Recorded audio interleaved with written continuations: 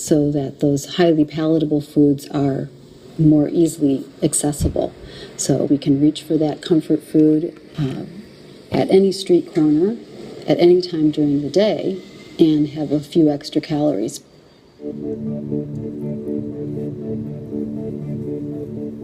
When we talk about the diseases of obesity, we are talking about type 2 diabetes, hypertension, lipid problems, so blood fats, if you will, heart disease. Those are sort of the big four, if you will, that constitute what we classically call the metabolic syndrome. However, we now know that there are several other diseases that fall within this scope as well. For instance, non-alcoholic fatty liver disease, which now affects 1/3 of all Americans.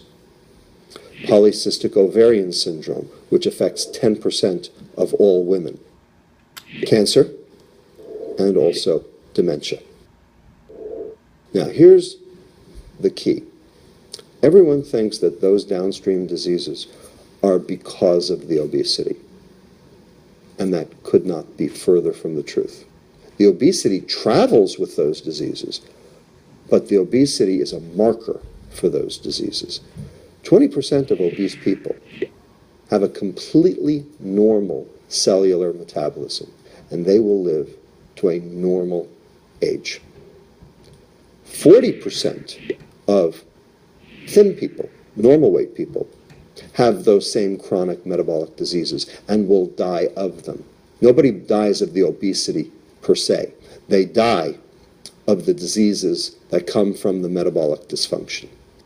So when you do the math, that accounts for 60% of America. We are not talking about a minority. We are talking about the majority. So when you add up the medical costs for those 8 diseases, that is 75% of health care expenditures.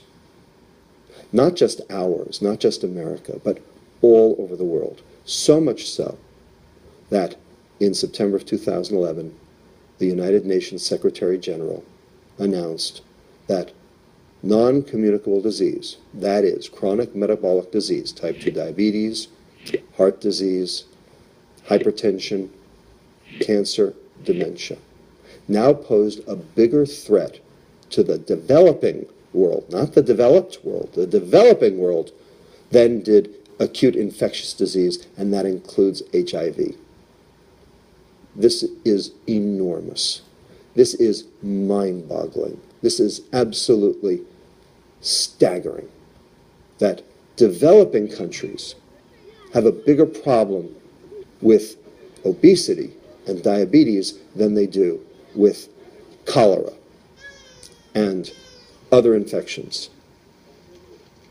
When you think about that, that really has to stop and give you pause. Something is going on here.